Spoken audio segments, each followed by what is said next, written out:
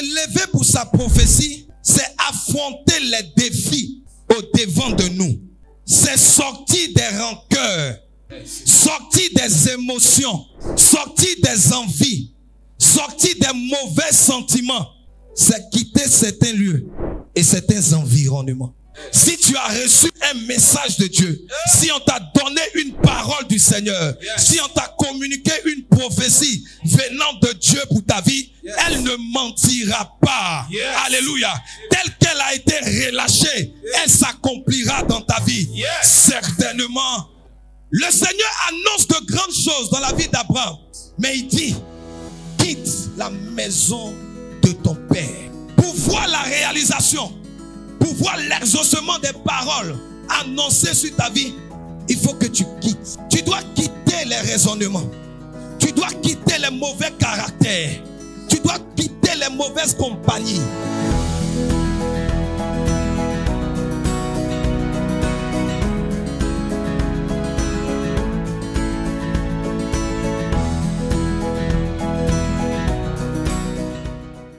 Alors, lorsqu'on parle d'une prophétie, on parle ici d'un message ou d'une révélation. Ce n'est pas un prophète qui donne une prophétie. C'est Dieu qui l'utilise pour passer son message. Et ces messages impliquent généralement l'inspiration, l'interprétation ou la révélation de la volonté divine concernant le monde, la nation, un état ou l'orientation pour la vie d'une personne. Dans le sens biblique, une prophétie est un message venant de Dieu qui révèle d'un passé, du présent et de son futur. Mais ce matin, je suis venu parler de la promesse de la prophétie te concernant. Alléluia. Une prophétie est aussi une révélation qui vient de Dieu. Et ce que tu dois savoir ce matin, c'est que tout ce qui vient de Dieu finit toujours par s'accomplir. Alléluia. Si tu as reçu un message de Dieu, si on t'a donné une parole du Seigneur, si on t'a communiqué une prophétie venant de Dieu pour ta vie, elle ne mentira pas. Alléluia. Telle qu'elle a été relâchée, elle s'accomplira dans ta vie. Certainement. Mais ce que nous devons savoir, c'est que entre le temps de la prophétie ou de la révélation et son accomplissement, nous avons notre part à jouer. Alors lorsqu'on parle de se lever d'abord pour sa prophétie, on parle ici d'un esprit qui est déterminé. Se lever, c'est aller dans l'esprit de posséder la chose. Se lever pour sa prophétie, c'est affronter les défis au-devant de nous. C'est sortir des rancœurs, sortir des émotions, sortir des envies, sortir des mauvais sentiments. C'est quitter certains lieux et certains environnements. Le Seigneur dit en Ésaïe 60, il dit, lève-toi, car ta lumière arrive.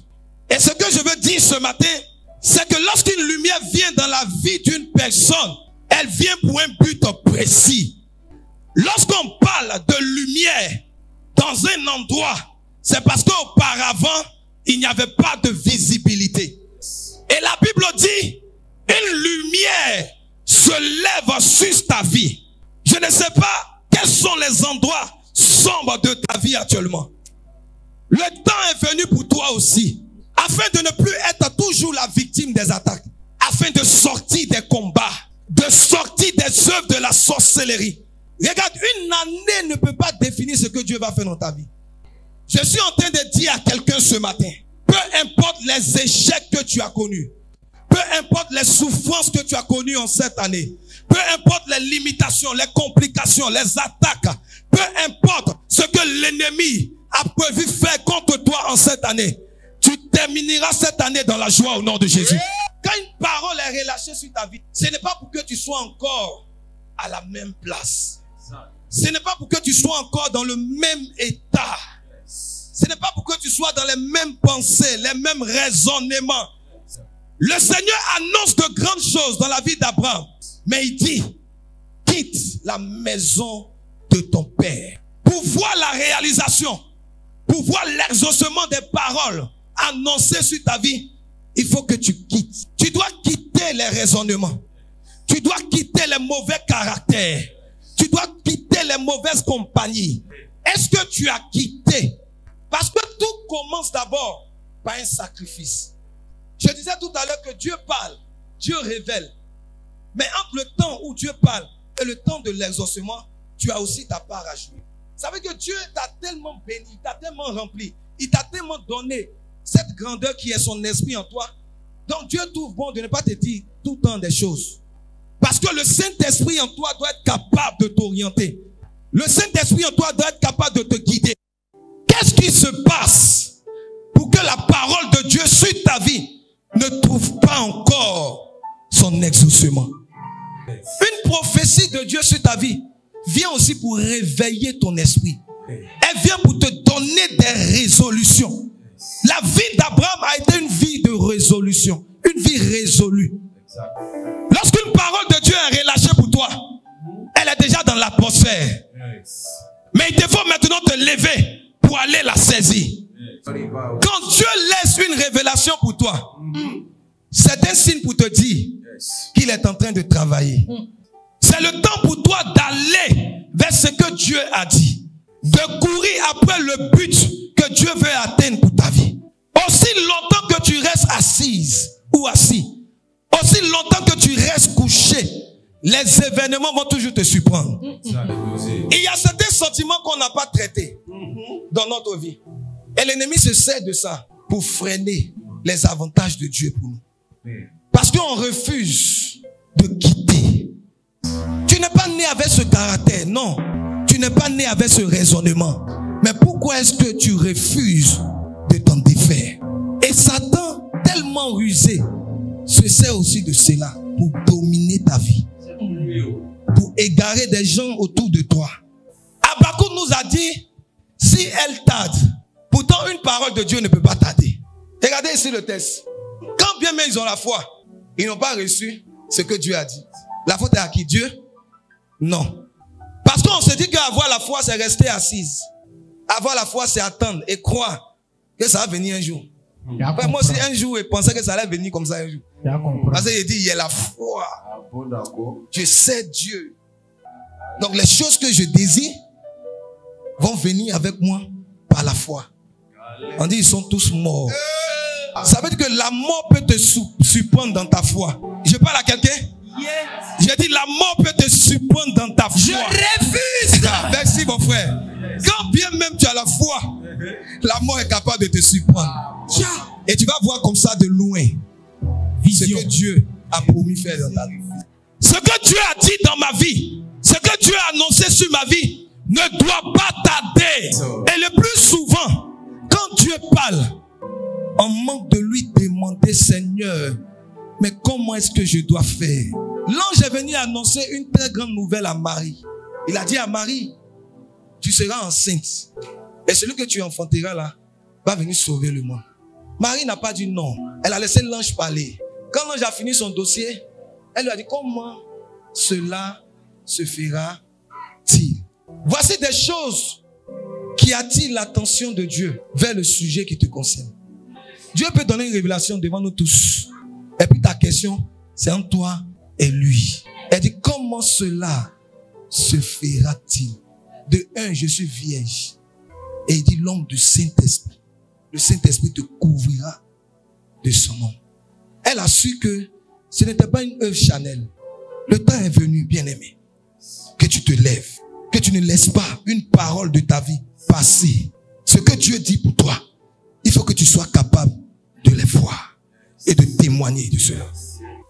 Pour l'exaucement de la parole de Dieu sur ta vie, tu as besoin de ce premier élément qui est la prière. Dieu n'est pas là dans ta vie seulement pour régler tes problèmes. N'attends pas quand tu as un problème pour chercher Dieu. N'attends pas quand on t'attaque, quand on te gifle en rêve pour chercher maintenant l'église. Il faut développer la culture de la prière. On ne prie pas pour une période. On ne prie pas que pour une année. On prie jusque dans la vie éternelle. Les choses que tu vis ne sont pas simples. Mais pourquoi est-ce que tu veux prendre ça comme une vie que tu dois mener? Quand tu sens que les choses autour de toi ne sont plus à ta portée, quand tu sens que tout devient comme fermé autour de toi, quand tu sens qu'il n'y a plus de souffle pour avancer, le Seigneur t'interpelle à la prière. Et la prière n'est pas une condition pour quelqu'un. La prière ne doit pas être une condition pour toi. La prière doit être un quotidien. Le pain quotidien là, c'est pas pour tout le monde. C'est pour ceux qui sont habitués à parler avec Dieu. Le pain quotidien que Dieu donne chaque jour, celui-même qui réclame le pain doit d'abord connaître sa position. Dieu a beaucoup d'enfants comme ça. Beaucoup d'enfants. Donc il répond à la requête de chacun de nous. Maintenant, si toi tu n'as pas son temps, il faut accepter que ceux qui le visitent chaque jour là, ils finissent le dossier et puis par grâce, il va s'occuper de toi. C'est ça. Et c'est pourquoi les choses tardent dans ta vie. Pendant que les gens sont en train de le chercher, pendant que les gens sont en train de lui parler, de trouver des solutions en Dieu, toi tu mets Dieu après. Tu attends. Quand tu as un problème pour venir, tu dois te lever pour changer cette mentalité. La prière va vous donner de rester dans l'atmosphère de votre prophétie. La prière va vous donner de créer un environnement pour l'exaucement de la parole de Dieu sur votre vie. Il y a des environnements que vous devez quitter, bien aimés. Il y a des paroles qu'on vous dit chaque matin que vous ne devez plus entendre. Il y a des personnes que vous rencontrez quotidiennement que vous ne devez plus voir. Pour qu'une parole de Dieu s'accomplisse pour vous. C'est pourquoi c'est par la prière que tu peux créer cet environnement. Quand l'environnement n'est pas favorable, la promesse de Dieu est suspendue. Quand l'environnement n'est pas favorable, l'exaucement est suspendu. Mais je prie ce matin que le Seigneur te déconnecte de tout environnement qui ne profite pas à ta progression. Le Seigneur te libère ce matin de tout environnement qui ne profite pas à ta joie. Il te libère ce matin de tout environnement qui ne profite pas à ta paix au nom de Jésus. Si vous ne créez pas l'environnement, les choses de Dieu vont vous échapper. Vous serez constamment dans le doute, en train de vous poser des questions, en train de raisonner. Le deuxième élément, c'est que vous devez avoir le discernement. L'esprit du discernement. Abraham avait une promesse sur sa vie, mais il devait lui-même chercher l'orientation pour que la chose puisse voir le jour. La Bible dit, il était assis, il leva les yeux, il regarda. Le discernement va vous donner de faire attention à tout ce qui se passe autour de vous. Ce n'est pas Dieu qui lui a dit de lever les yeux. Ce n'est pas Dieu qui lui a dit de regarder. Mais c'est le discernement, l'esprit du discernement qu'il avait en lui. Il a pu discerner que c'était un moyen pour lui de saisir la grâce. Il a pu discerner que c'était un temps favorable pour lui de toucher à ce que Dieu a dit. Il y a beaucoup de choses que vous avez perdues, qui ont été retirées de votre vie, qui ont été volées par l'ennemi, parce que vous n'avez pas discerné.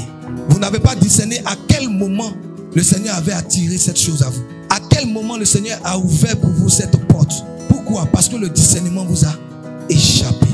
Mais je prie au nom de Jésus que cela prenne fin dans ta vie.